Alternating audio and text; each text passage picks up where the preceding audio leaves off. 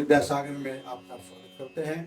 मित्रों, जैसे कि पिछले जन्म में हमने जैसा कर्म किया था उसी प्रकार से हमें इस जन्म में सुख दुख बच्चे धन की प्राप्ति होती है। वही हमारा होता है भाग्य। आप लोगों ने श्राप के बारे में भी सुना होगा कि सर्प काल सर्पदोष, पितृदोष, मातृदोष, ये सारे दोष जब हम पिछले जन्म में किसी सर्प को परेशान किए, किसी सर्प को मारे थे, वही काल सर्प दोष बन के इस जन्म में आया है। और काल सर्प दोष बहुत सारी कुंडलियां आती हैं, जिनमें 20% में हमने देखा कि काल सर्प दोष होता है। राहु और केतु के अक्ष में, राहु और केतु, जैसे मान लीजिए राहु यहाँ है और केतु यहाँ है, और इसके इधर ही जैसे यहाँ राहु है और यहाँ केतु हो गए। राहु और केतु के इधर ही सारे ग्रह आ जाएं तो वो उनको हम बोलते हैं काल सर्प दोष। या राहु और केतु के इधर आ जाएं, सारे अक्ष में आ जाए, या राहु और केतु में ही अगर हो जाए तो भी हम बोलते हैं काल सर्प दोष। तो ये दोष हम पिछले जन्मों में जैसे हमने कर्म किया है उसी के अनुसार हमें सुख दुख देने ही आए हैं। इनका हम चर्चा आगे करेंगे। अभी हम आपको बताते हैं कि मान लीजिए पितृदोष क्या होता है। पितृदोष ये सूर्य से बनते हैं। सूर्य अगर हमारे 6, 8, 12 में बैठे हैं और हमारा 9वां भाव पीड़ित है तो हमें पितृदोष लगता है, या शनि से सूर्य पीड़ित है तो पितृदोष लगता है। तो इसी श्रृंखला में आज मैं आपको बताऊंगा कि सूर्य किस राशि में बैठने से क्या प्रभाव पड़ता है। अगर मान लीजिए सूर्य आपके प्रथम राशि में बैठा है, सारे लोग कुंडलियां लेके आते हैं तो बहुत प्रकार की बहुत सारी कुंडलियां मैंने देखा, उसमें अगर जिनका सूर्य कमजोर है तो उनको एक तो गवर्नमेंट जॉब नहीं लगती, सरकार से जितनी भी सुविधाएं होती हैं वो उनको नहीं मिलती, मेडिकल लाइन का होता है, बिजनेस का होता है, ये सारी चीजें उनका नहीं चलता, बिजनेस उनका मंदा रहता है, स्वास्थ्य का होता है, स्वास्थ्य उनका खराब रहता है।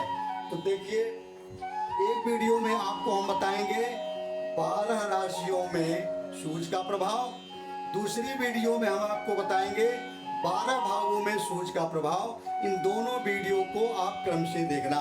पहली में आप देखो कि अगर मान लीजिए आपका सूर्य, आपके कुंडली में सूर्य मेष राशि में है, मान लीजिए यहाँ सूर्य आपके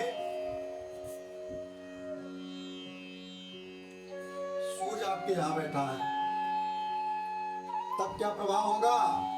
तब आदमी जिनके सूर्य मेष राशि में बैठते हैं, वो कहीं भी बैठे हो, ऐसा नहीं है कि पहले घर में यहाँ बैठे हो, यहाँ 1 नंबर है, कहीं भी 1 नंबर हो और सूर्य बैठे हो। सूर्य अग्नि तत्व के स्वामी होते हैं, गर्म मिजाज होते हैं। ऐसे व्यक्ति के मनोभावनों में कुछ अहंकार सा रहता है, कुछ हट से रहता है, कुछ जिद्दी से रहते हैं। अगर सूर्य मेष राशि में बैठा है, उच्च का होता है सूर्य मेष राशि में, और तुला राशि में वो नीच का हो जाता है। सूर्य अगर उच्च का होकर के मेष राशि में बैठा है, मैंने लिख भी दिया है कि व्यक्ति हठी होता है, अहंकारी होता है, उग्रता होता है उसमें, और तानाशाही भी होता है, तानाशाह होता है। वो जो वो कहेगा वही होना चाहिए, जैसा मैं करूंगा वैसा ही होना चाहिए। अगर कोई ऐसा व्यक्ति है तो आप समझ लो कि इनका सूर्य मेष राशि में बैठा हुआ है, अपने अलावा दूसरों की न चलने देना। अगर सूर्य मान लीजिए वृषभ राशि में बैठा है आपकी कुंडली में, या किसी के कुंडली में, कुंडली देखते ही आप जान जाओगे कि वो व्यक्ति का व्यक्तित्व कैसा है। अब देखिए कैसा, अगर मान लीजिए सूर्य वृषभ राशि में बैठा है तो एक तो वो कटु भाषण देने वाला, कटु भाषण देने का मतलब है एक तो मृदु भाषण होता है कि आदमी बोलता है तो लोग प्रभावित हो जाते हैं, एक जितनी वाणी बोलता है सब जहर के समान, उसको किसी की डर नहीं आती, बल्कि बिल्कुल एकदम तीखा बोलने वाला, साफ सुथरा बोलने वाला, लेकिन ऐसा व्यक्ति मन का साफ होता है। और तो दूसरा, संतान चिंता उसको रहती है, संतान से उसको प्रॉब्लम रहती है। अगर वृषभ राशि में सूर्य बैठा है तो वो आपको संतान के प्रति चिंता देगा, चिंतित करेगा, या संतान नहीं होना, या संतान होकर के भी रोगी हो जाना, या संतान स्वस्थ होकर के भी आपके साथ शत्रुता करना, संतान संबंधी आपको कष्ट मिलेगा। तीसरा, परिवार से कम सहयोग होना। जिनका सूर्य वृषभ राशि में बैठता है उनका परिवार वालों से कम सहयोग होता है, परिवार से उनका कम सहयोग मिलता है और परिवार में भी वो कम सहयोग देते हैं। ऐसे सूर्य अगर किसी की कुंडली में वृषभ राशि में बैठा है तो ये सारे लक्षण हैं। तीसरा है, अगर सूर्य मिथुन राशि में बैठा हो तब क्या होता है, मिथुन राशि में बैठने पे उनकी क्षमताएं बढ़ जाती हैं, किसी क्षेत्र में वो विशेषज्ञ नहीं हो पाता। क्यों? कि बहुधंधी होता है, वो एक काम नहीं उसके पास होते, उसके पास बहुतेरे काम होते हैं, तो बहुतेरे काम जो करेगा वो किसी एक काम का विशेषज्ञ नहीं हो सकता। अगर किसी की कुंडली में आप आजमा के देखिए, मिथुन राशि का सूर्य बैठा है, कहीं भी बैठा है, तो वो व्यक्ति बहुधंधी होता है, बहुत सारे कामों में अपना हाथ आजमाता है कि जरा देखो इस काम में कितना लाभ है। नतीजा ये निकलता है कि वो किसी चीज का विशेषज्ञ नहीं हो पाता, छोटा छोटा थोड़ा थोड़ा सब में वो ज्ञान रखता है। ये होता है मिथुन राशि में सूर्य का प्रभाव। अगर मान लीजिए आपका सूर्य कर्क राशि में है, जो चंद्रमा की राशि होती है, मान लीजिए आपका सूर्य यहाँ हो, ये तो भाव में लिख दिया मैंने, ये सूर्य कहीं भी हो, अगर वो कर्क राशि में है, ये सूर्य अगर आपके कहीं भी कर्क राशि में है, इसमें हो, इसमें नहीं, कर्क राशि होनी चाहिए, तो क्या होता है, चंद्रमा सौम्य ग्रह है, एक तो उनका अंग कमजोर होगा, और दूसरा अंग कमजोर का मतलब है कि बहुत हिष्ट पुष्ट स्वस्थ नहीं होंगे, दुबले पतले होते हैं और उनको संपत्ति का लाभ कम मिलता है। प्रॉपर्टी संपत्ति का लाभ कम मिलता है, पिता की प्रॉपर्टी से लाभ कम मिलता है, यदि सूर्य कर्क राशि में बैठा हुआ है। और देखिए अगला, अगर सूर्य अपनी राशि में बैठा है, पांचवी सिंह राशि होती है, सूर्य अगर पांचवी राशि में बैठा तब क्या होता है, टीम भावनाओं की कमी होती है। ऐसा व्यक्ति टीम बांध करके काम नहीं करता, अपने सिंहावलोकन होता है, वो जहाँ खड़ा होता है अपने अकेले ही खड़ा होता है, किसी दूसरे के बल पे वो काम नहीं करता, जो भी काम करेगा वो अपने आप करेगा, वो उसको टीम भावना में, दूसरे के भावना में कोई रुचि नहीं होती, जो भी वो करेगा अपने आप करेगा, अपने खुद करता है। वो अगर उन्नत करता है तो खुद करता है, वो किसी के बातों पे विश्वास नहीं करता और किसी के टीम में वो विश्वास नहीं करता, अगर सिंह राशि का सूर्य है। और क्या होता है, दूसरा होता है कुछ वो लीक से हट के काम करता है, परंपराओं को वो नहीं मानता। जैसे कुछ लोग कहते हैं कि अरे हमारे पिताजी का ये कहा गए थे, हमारे बाबा ये कहा गए थे, ऐसा चलना चाहिए, वो कहता ना, उन सबकी परंपरा अलग है, मेरी परंपरा अलग है, मैं अलग रूप से चलूंगा, वो थोड़ा सा समाज के रीत से अलग चलता हो। अगर सूर्य मेष राशि का है, अपने मन मानी करता हो, किसी की नहीं सुनता, किसी को साथ लेके नहीं चलता, सिंह को कभी भी आप झुंड में रहते नहीं देखे होंगे।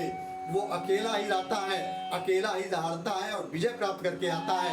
ऐसे होते हैं सिंह में सूर्य। अच्छा, अब देखिए, अगर सूर्य मान लीजिए कन्या राशि में बैठा है, कन्या राशि छठवीं राशि होती है, और छठवीं राशि में अगर कन्या में सूर्य बैठा है तो वो व्यक्ति खर्च और मुक्त खोरों से परेशान रहता है। उसके पास खर्च बहुत होते हैं। उसके पास ऐसे भी लोग आते हैं जो कि मुफ्त में खाने वाले। जिनका सूर्य कन्या राशि में बैठा है, आप अपने कुंडली में देखिए कि मेरा सूर्य कहाँ बैठा है। इसी प्रकार से प्रेडिक्शन आप अपने करना, या 100% सत्य है। ये शास्त्रों में लिखी हुई बातें हैं, अनुसंधान की हुई बातें हैं। ये कोई कहने सुनने वाली बात नहीं है। कई कुंडलियों को देख करके जो अनुसंधान किया गया उसका निचोड़ ये आया है। अगर सूर्य कन्या राशि में है तो उसके पास खर्च बहुत होंगे, मुफ्त खोर खाने वाले बहुत होंगे, अच्छा, उधार मांगने वाले बहुत होंगे। और देखिए, अगर सूर्य सप्तम में बैठा है, सप्तम राशि तुला राशि होती है,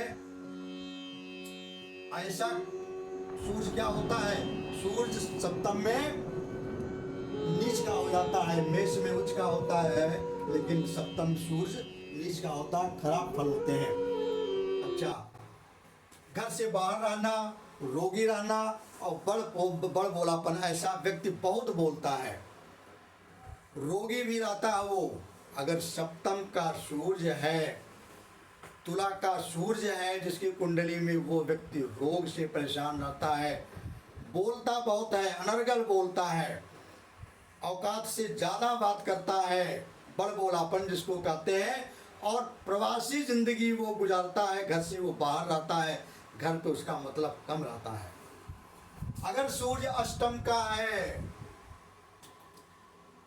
वृषभ राशि का सूर्य है, वृश्चिक राशि का सूर्य है, तो रोग से ढीला ढाला स्वास्थ्य होता है, चोट और ऑपरेशन का उसको भय होते हैं, उसको बार बार चोटें लगती हैं।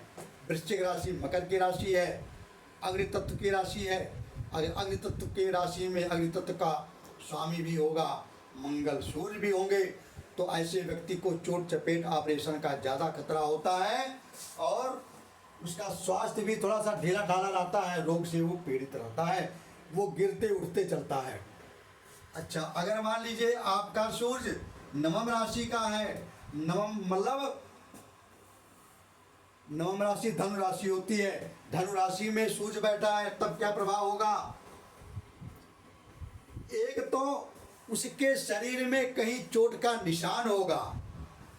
किसी भी कुंडली आप देखिए, अगर सूर्य धनु राशि में बैठा हुआ है तो उसके शरीर में कहीं भी चोट का निशान जरूर होगा।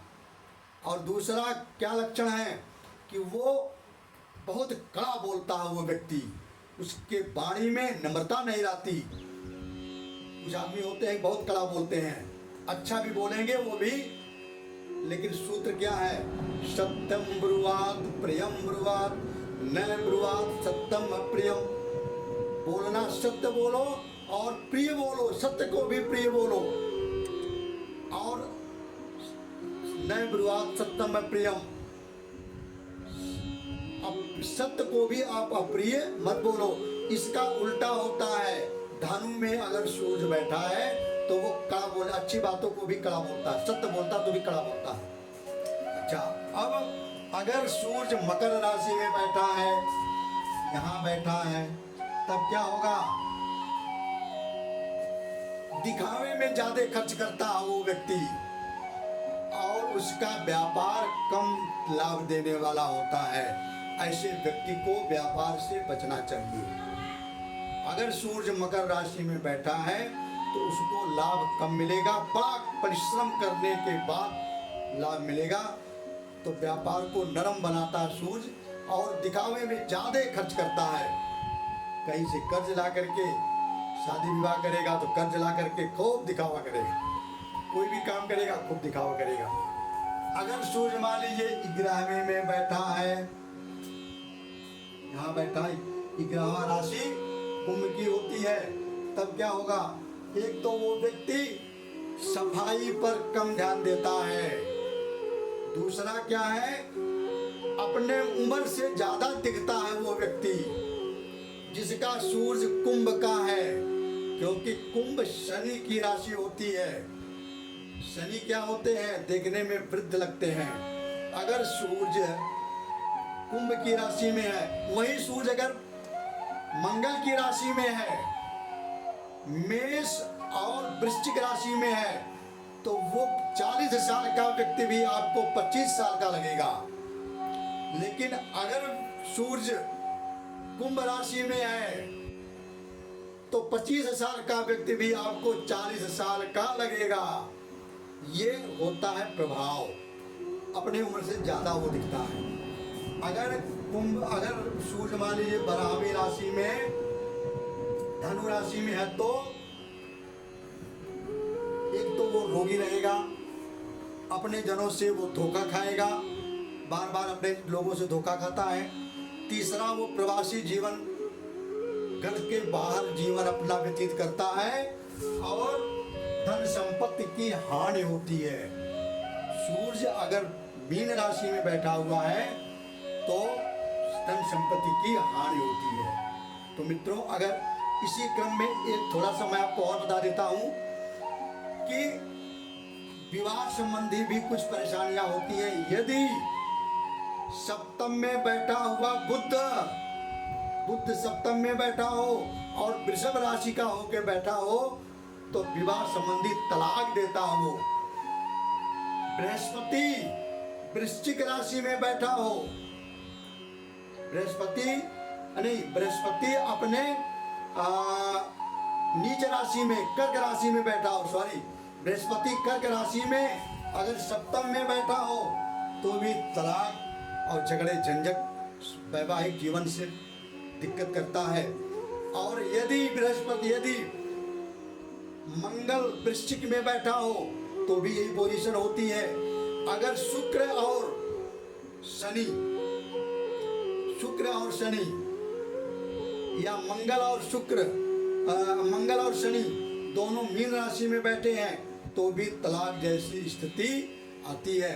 अब मैंने ये आपको बताया सूर्य का प्रभाव और किनका प्रभाव किस राशियों में।